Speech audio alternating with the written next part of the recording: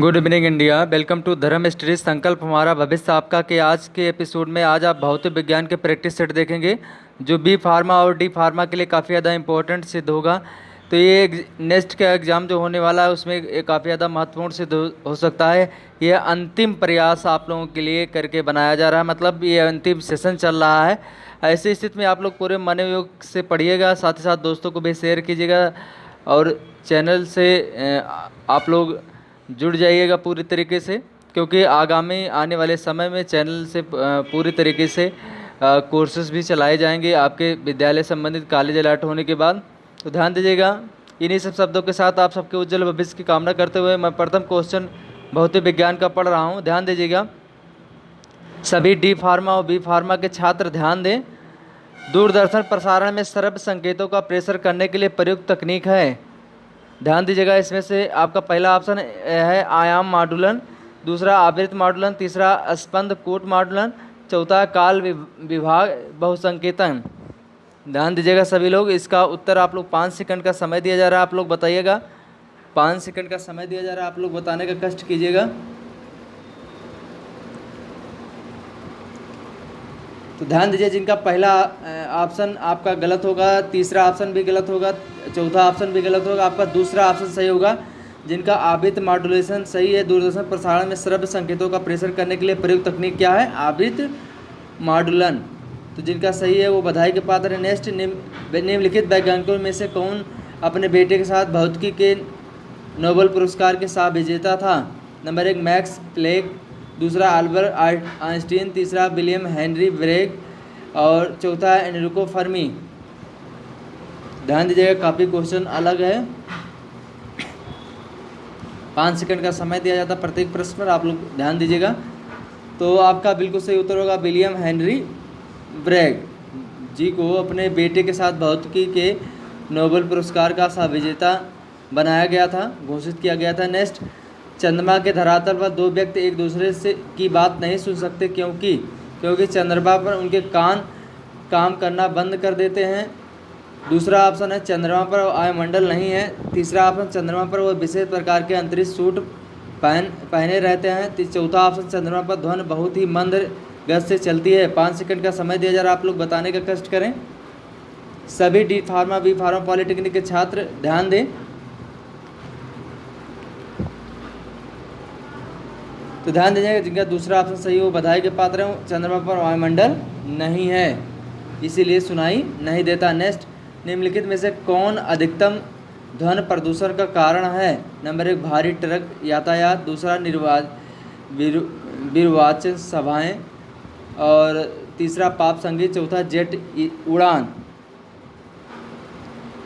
तो ध्यान दीजिएगा, 5 सेकंड का समय आप लोग बताइए कमेंट बॉक्स में। तो कौन अधिकतम ध्वनि का प्रदूषण का कारण है? भारी ट्रक यातायात काफ़ी ज़्यादा गर्म वायु कार्बन का उत्सर्जन करती हैं ट्रकें, तो इसलिए आपका पहला ऑप्शन सही होगा। नेक्स्ट, निकट दृष्टि दोष को ठीक किया जाता है किस माध्यम से? नंबर 1 ऑप्शन है आपका उत्तल लेंस उपयुक्त करके, दूसरा अवतल लेंस प्रयुक्त करके, तीसरा है समतल अवतल लेंस प्रयुक्त करके, चौथा समतल कांच प्रयुक्त करके। ध्यान दीजिएगा, अवतल लेंस प्रयुक्त करके आपका उत्तर होगा, अवतल लेंस प्रयुक्त करके।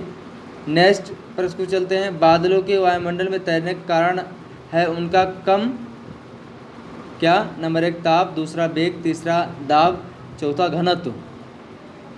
तो ध्यान दीजिएगा, बादलों के वायुमंडल में तैरने का कारण है उनका कम घनत्व। जिनका चौथा ऑप्शन सही हो बधाई के पात्र। नेक्स्ट, भूकंपों की तीव्रता मापी जाती है। नंबर 1 रिक्टर पैमाने में, दूसरा डेसिबल पैमाने में, तीसरा है पीएच पैमाने में, चौथा सेल्सियस पैमाने में।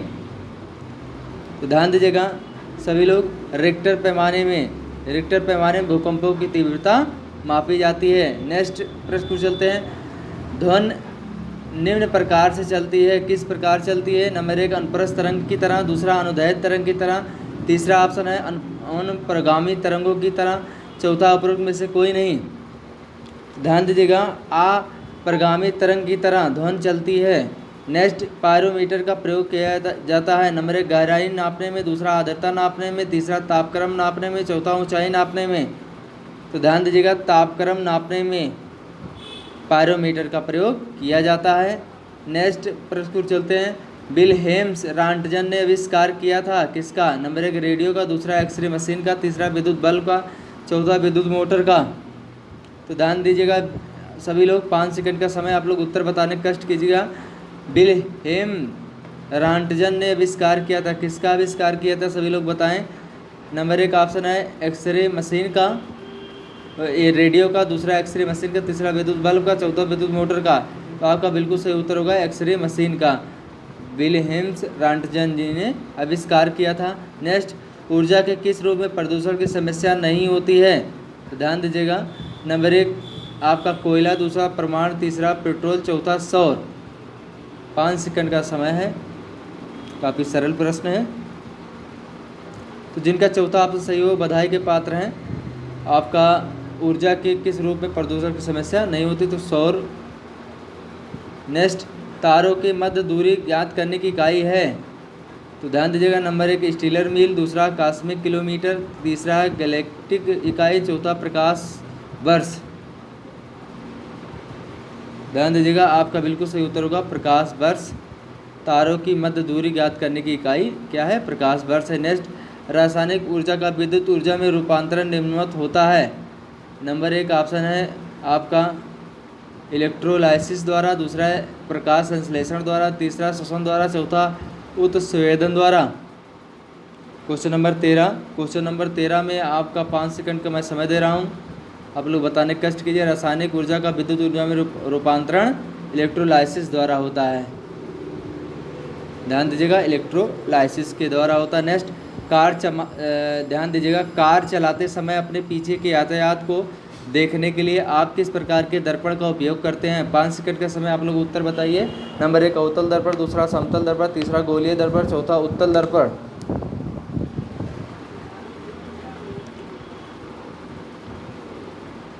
ध्यान दीजिएगा आपका बिल्कुल सही उत्तर होगा उत्तल दर्पण। कार चलाते समय अपने पीछे के यातायात को देखने के लिए आप किस प्रकार के दर्पण का उपयोग करेंगे? उत्तल दर्पण का उपयोग करेंगे। नेक्स्ट प्रश्न चलते हैं। एक स्वस्थ मनुष्य के शरीर का ताप होता है? तो नंबर 1 37 डिग्री सेल्सियस, दूसरा 37 डिग्री फ़ारेनहाइट, चौथा है तीसरा ऑप्शन 98.4 डिग्री सेल्सियस, चौथा है 98.4 केल्विन। तो आपका बिल्कुल सही उत्तर होगा, ध्यान दीजिएगा 37 डिग्री सेल्सियस आपका बिल्कुल सही उत्तर होगा। शरीर का ताप, एक स्वस्थ मनुष्य के शरीर का ताप क्या होता है? 37 डिग्री सेल्सियस। नेक्स्ट, प्रकाश की गति किसके बीच जाते समय न्यूनतम होगी? 5 सेकंड का समय दे रहा हूँ। तो प्रकाश की गति किसके बीच जाते समय न्यूनतम होगी? तो कांच के बीच जाते समय क्या होगी? न्यूनतम होगी। नेक्स्ट, पास्कल इकाई है, पास्कल किसकी इकाई है? ध्यान दीजिएगा पास्कल किसकी इकाई है? नंबर 1 आर्द्रता की, दूसरा दाब की, तीसरा वर्षा की, चौथा तापमान की। तो ध्यान दीजिएगा पास्कल किसकी इकाई है? दाब की। पास्कल दाब की इकाई है। नेक्स्ट, दूध का आपेक्षिक घनत्व ज्ञात किया जा सकता है? नंबर 1 हाइड्रोमीटर से, दूसरा बैरोमीटर से, तीसरा लैक्टोमीटर, चौथा है थर्मामीटर से। तो ध्यान दीजिएगा दूध का अपेक्षा घनत्व किससे नापा जाता है? लैक्टोमीटर से।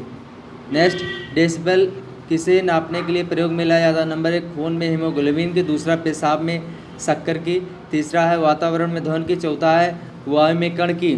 ध्यान दीजिएगा सभी लोग। तो 5 सेकंड का समय है, सभी लोग उत्तर बताइएगा अंत में कितना किसका सही हुआ है। आप लोग बताने का कष्ट कीजिएगा। लाइव जितने लोग देख रहे हैं उनसे मेरा हाथ जोड़कर निवेदन है, आप लोग वीडियो को ज़रूर शेयर कीजिएगा कम से कम 5 ग्रुपों में।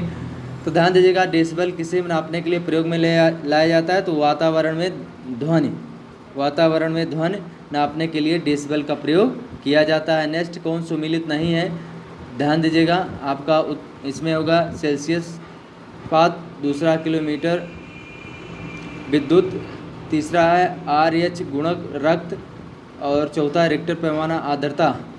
तो ध्यान दीजिएगा रिक्टर पैमाना आर्द्रता आपका क्या है? सुमेलित नहीं है, बाकी सब क्या है? सुमेलित है। नेक्स्ट, एक कृत्रिम उपग्रह में विद्युत ऊर्जा का स्रोत क्या है? नंबर 1 लघु नाभिकीय रिक्टर, दूसरा डायनमो, तीसरा थर्मोपाइल, चौथा सौर सेल। तो ध्यान दीजिएगा एक कृत्रिम उपग्रह में विद्युत ऊर्जा का स्रोत क्या है? सौर सेल है। बहुत विद्युत ऊर्जा का स्रोत क्या है? सौर सेल है। नेक्स्ट, निम्न में से किस रंग की सबसे लंबी तरंग दैर्घ्य है? नंबर 1 हरा, दूसरा पीला, तीसरा नीला, चौथा लाल। तो ध्यान दीजिएगा, आपका यहाँ पर लाल रंग का तरंग दैर्घ्य सबसे अधिक होगा। नेक्स्ट, भौतिकी में चतुर्थ आयोग का परिचय दिया था, किसने दिया था? 5 सेकंड का समय दे रहा हूँ। नंबर 1 न्यूटन ने, दूसरा आइंस्टीन ने, तीसरा गैलीलियो ने, चौथा नील बोर ने। ध्यान दीजिएगा, भौतिकी में चतुर्थ आयोग का परिचय किसने दिया था? आइंस्टीन जी ने, जिनका दूसरा ऑप्शन सही है, वो बधाई के पात्र हैं। नेक्स्ट, विद्युत ऊर्जा को यांत्रिक ऊर्जा में बदलने वाली युक्त है। नंबर 1 डायनमो, दूसरा ट्रांसफार्मर, तीसरा विद्युत मोटर, चौथा इंडक्टर। तो ध्यान दीजिएगा, आपका बिल्कुल सही उत्तर होगा विद्युत मोटर। विद्युत ऊर्जा को यांत्रिक ऊर्जा में बदलने वाली युक्त है। नेक्स्ट, एकीकृत परिपथ में प्रयुक्त अर्धचालक चिप निम्न की बनी होती है। नंबर 1 बेरिलियम, दूसरा कार्बन, तीसरा सिलिकॉन, चौथा जिरकॉन। ध्यान दीजिएगा, क्वेश्चन नंबर 25 आपका बिल्कुल सही उत्तर होगा सिलिकॉन।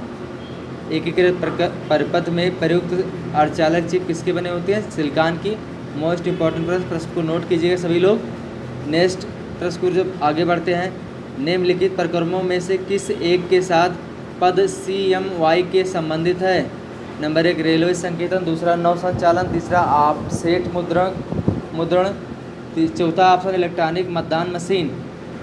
तो क्वेश्चन नंबर 26 आपका ऑफसेट मुद्रण बिल्कुल सही होगा। ऑफसेट मुद्रण संबंधित है, CMY के से संबंधित है। नेक्स्ट, निम्नलिखित में से किसमें उच्चतम ऊर्जा होती है? नंबर 1 नीला प्रकाश, दूसरा हरा प्रकाश, तीसरा है लाल प्रकाश, चौथा पीला प्रकाश। क्वेश्चन नंबर 27 में उच्चतम ऊर्जा होती है। 5 सेकंड का समय दे रहा हूँ, इस प्रश्न का उत्तर आप लोग बताइए। निम्नलिखित में से किसमें उच्चतम ऊर्जा होती है?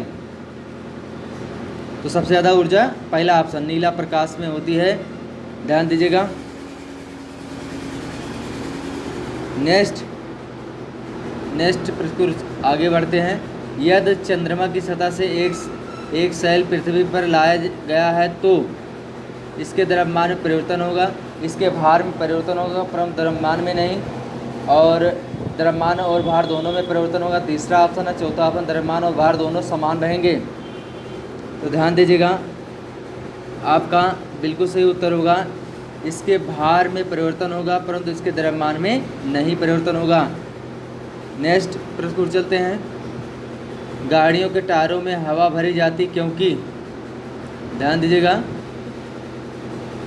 क्योंकि यह कुचालक है, दूसरा ऑप्शन यह सस्ती है, तीसरा यह इसका घनत्व कम है, चौथा यह अधिक संपीड है।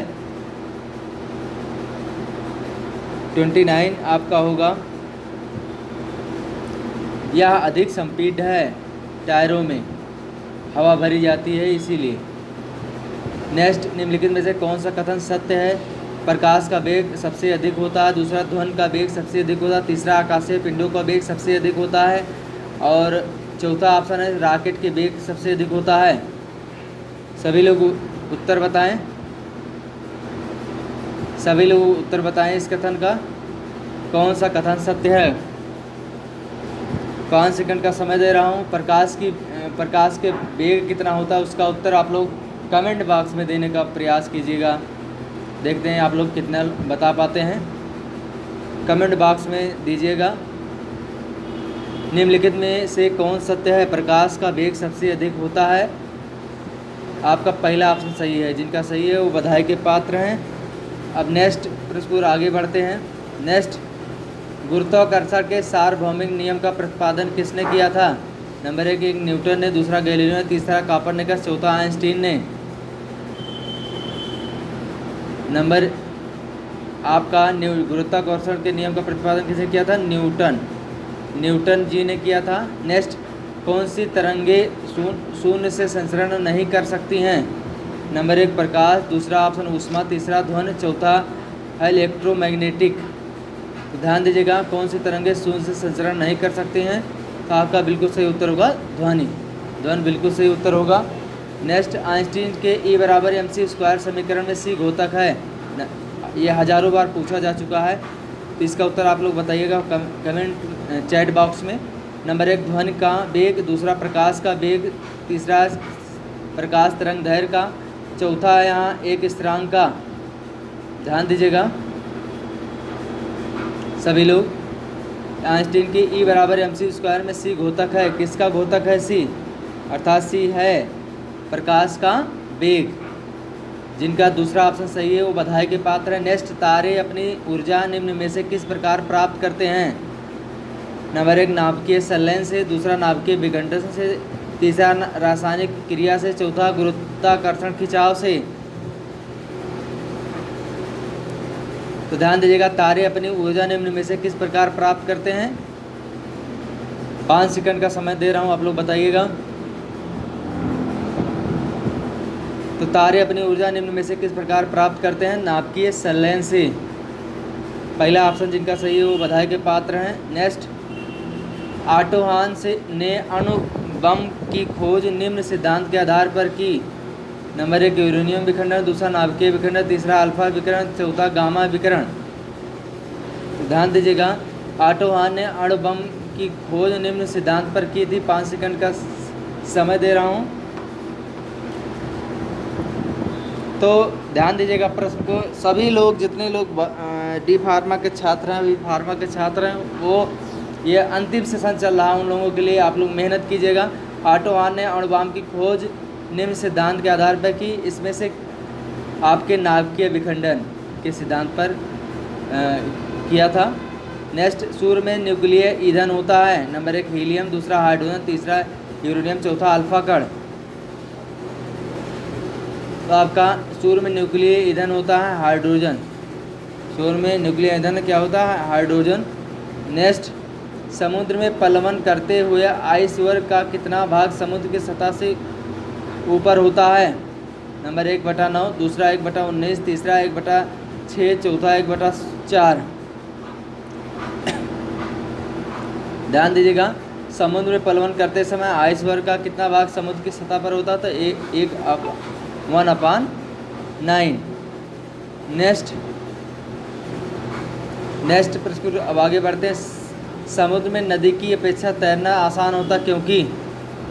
समुद्र का जल नमकीन होता, दूसरा ऑप्शन समुद्र का जल गहरा होता, तीसरा ऑप्शन समुद्र जल भारी होता, चौथा समुद्र का जल हल्का होता। 5 सेकंड का समय आप लोग बताने का कष्ट करें। समुद्र में नदी के अपेक्षा तैरना आसान होता क्योंकि? आसान होने का मूल कारण है तीसरा ऑप्शन समुद्र का जल भारी होता है। नेक्स्ट, किसी तारे का रंग दर्शाता है। ध्यान दीजिएगा, किसी तारे का रंग दर्शाता क्या? उसकी पृथ्वी से दूरी, दूसरा उसका ताप, तीसरा ऑप्शन है उसकी जीवित, चौथा ऑप्शन उसकी सूर्य से दूरी। आप लोग चैट नहीं करें, आप लोग चैट करें, बराबर चैट करें, सभी लोग चैट करें। काफ़ी मुझे दुख होता है, आप लोग चैट भी नहीं कर पाते हैं तो काफ़ी ज़्यादा दिक्कत होती है मुझे। इतना मेहनत से तैयार किया जाता है सेट, आप लोग कम से कम कोऑपरेट कीजिए। किसी तारे का रंग दर्शाता है, उसका ताप दर्शाता है। नेक्स्ट, आकाश नीला प्रतीत होता क्योंकि? नीली गैस ऊपर जाती है, दूसरा वायु में प्रदूषण विद्यमान है, तीसरा ऑप्शन है सितारे नीला प्रकाश प्रक्षेपित करते हैं, चौथा है वातावरण के वायु कण सूर्य की किरणों को विकिरणित करते हैं। तो ध्यान दीजिएगा, इस प्रश्न का उत्तर आपका होगा 40 नंबर का तीसरा ऑप्शन, सितारे नीला प्रकाश प्रक्षेपित करते हैं। नेक्स्ट, प्राथमिक रंग है नंबर 1 नीला, दूसरा पीला और लाल, दूसरा ऑप्शन नीला, हरा और लाल, तीसरा ऑप्शन है पीला, हरा और लाल, चौथा ऑप्शन है नीला, पीला और हरा। ध्यान दीजिएगा, आप लोग बताइएगा। 5 सेकंड का समय मैं दे रहा हूँ। प्राथमिक रंग है इसमें से, तो आपका बिल्कुल सही उत्तर होगा नीला, हरा और लाल। क्या है? प्राथमिक रंग है। नेक्स्ट, ऊर्जा संरक्षण का आशा है कि ऊर्जा का सृजन और विनाश होता है। दूसरा ऑप्शन है ऊर्जा का सृजन हो सकता है परंतु विनाश नहीं। दूसरा ऑप्शन है ऊर्जा का सृजन नहीं हो सकता है। तीसरा ऑप्शन है ऊर्जा का सृजन नहीं हो सकता परंतु विनाश हो सकता है।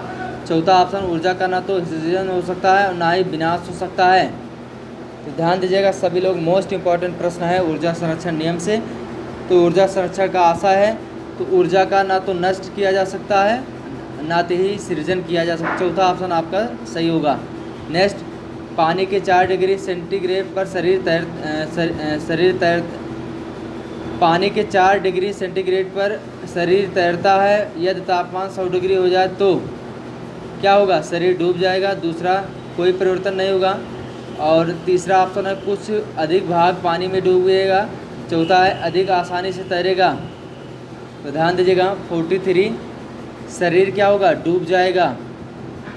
पानी के 4 डिग्री सेंटीग्रेड पर शरीर तैरता है तो यदि तापमान 100 डिग्री हो जाए तो होगा शरीर डूब जाएगा। नेक्स्ट, विद्युत बल्ब के अंदर कौन सी गैस होती है? तो ध्यान दीजिएगा नंबर 1 ऑक्सीजन, दूसरा वायु, तीसरा कार्बन डाइऑक्साइड, चौथा उपरोक्त में से कोई नहीं। तो ध्यान दीजिएगा सभी लोग, उपरोक्त में से कोई नहीं आपका उत्तर यहाँ पर होगा। 5 सेकंड का समय मैंने दिया था। विद्युत बल्ब के अंदर कौन सी गैस होती है? तो उपरोक्त में से कोई नहीं। नेक्स्ट, किस वैज्ञानिक ने पहली बार कहा था पृथ्वी सूर्य के चारों ओर चक्कर लगाती है और पृथ्वी ब्रह्मांड का केंद्र बिंदु नहीं है? तो ध्यान दीजिएगा नंबर 1 गैलीलियो ने, दूसरा कोपरनिकस, चौथा आइजैक न्यूटन ने, चौथा केपलर ने। ध्यान दीजिएगा काफ़ी ज़्यादा इम्पोर्टेंट प्रश्न है। 5 सेकंड का समय दे रहा हूँ। किस वैज्ञानिक ने पहली बार कहा था पृथ्वी सूर्य के चारों ओर चक्कर लगाती है और पृथ्वी ब्रह्मांड का केंद्र बिंदु नहीं है? तो आपका बिल्कुल सही उत्तर होगा, कोपरनिकस ने कहा था। नेक्स्ट, लंबाई की न्यूनतम इकाई है। नंबर 1 माइक्रोन, दूसरा नैनोमीटर, तीसरा एंगस्ट्रॉम, चौथा फर्मी मीटर। तो ध्यान दीजिएगा लंबाई की न्यूनतम इकाई क्या है? Fermi metre. बिल्कुल सही उत्तर होगा फर्मी मीटर। नेक्स्ट, टैकियान से तात्पर्य है नंबर 1 प्रकाश गति से तीव्र गति चलने वाले कण, दूसरा भारी नाभिक वाले अणु का भार, तीसरा वायु में ध्वनि की गति से तीव्र गति वाले कण, और चौथा ऑप्शन जालक कंपन की मात्रा। तो ध्यान दीजिएगा सभी लोग, टैकियान से तात्पर्य क्या है? 5 सेकंड का समय दे रहा हूँ, आप लोग बताइएगा।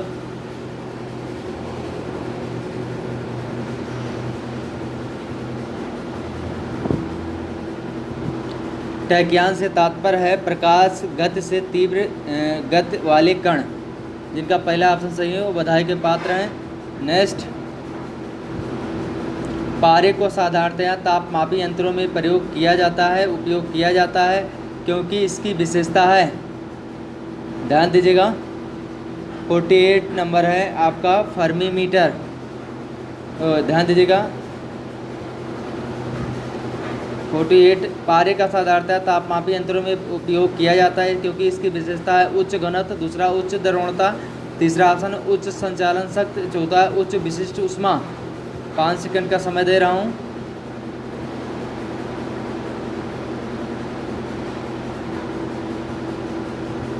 ध्यान दीजिएगा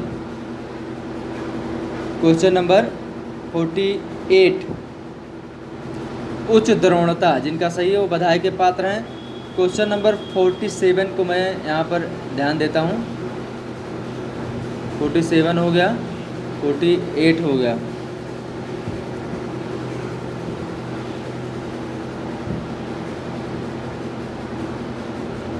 ध्यान दीजिएगा सभी लोग। नेक्स्ट, क्यूसेक में क्या मापा जाता है? नंबर 1 जल की शुद्धता, तो दूसरा ऑप्शन जल की गहराई, तीसरा जल का बहाव, चौथा जल की मात्रा। तो ध्यान दीजिएगा क्यूसेक, तो आपका बिल्कुल सही उत्तर होगा जल का बहाव।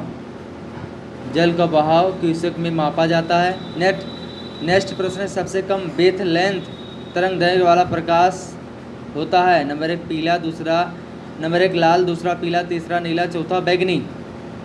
तो सबसे कम वेव लेंथ, यहाँ पर वेव लेंथ की बात हो रही, तरंग दैर्घ्य की वाला प्रकाश होता है। तो ध्यान दीजिएगा 5 सेकंड का समय मैं दे रहा हूँ और ये बिनर प्रश्न है। आप लोग चैट के माध्यम से बता सकते हैं और कमेंट बॉक्स में भी बता सकते हैं। ये बिनर प्रश्न है, सभी लोग बिनर प्रश्न का उत्तर आप लोग कमेंट बॉक्स में देने का प्रयास कीजिएगा। तो आशा करता हूँ कि डी फार्मा बी फार्मा के जितने छात्र हैं बायोलॉजी और केमिस्ट्री और फिजिक्स के पोर्शन उनका मजबूत हुआ होगा। तो ये फिजिक्स का पोर्शन आज का ये काफ़ी ज़्यादा आर पार सेशन है तो आशा करता हूँ कि आप लोगों को अच्छा लगा होगा। अभी और आपको वीडियो मिलेगी, केमिस्ट्री की भी वीडियो मिलेगी। आप लोग तत्पर रहिए, चैनल से बने रहिए। और आने वाले समय में आपको कोर्सेज़ भी उपलब्ध कराए जाएंगे, सभी कोर्सेज़ उपलब्ध कराए जाएंगे धर्म हिस्ट्री से। इसलिए आप लोग धर्म हिस्ट्री परिवार के सदस्य बने रहेंगे। चैनल को जो पहली बार देख रहे हैं उनसे मेरा निवेदन है कि आप लोग चैनल को सब्सक्राइब करें, साथ साथ दोस्तों को भी शेयर करें, जिससे ज़्यादा से ज़्यादा लोगों तक वीडियो पहुँचे। इन्हीं सब आशा और विश्वास के साथ आप सबसे उम्मीद रखता हूँ कि आप लोग डिस्क्रिप्शन बॉक्स में जाकर सभी सोसाइटियों से भी जुड़ेंगे। आगे के सेशन के लिए मैं समय चाहता हूँ, तब तक आप लोग इसको रीड कीजिए अच्छे से। आशा करता हूँ आप लोग ऐसा अवश्य करेंगे। इन्हीं सब शब्दों के साथ नेक्स्ट वीडियो में मिलते, तब तक के लिए जय हिंद, जय युवा।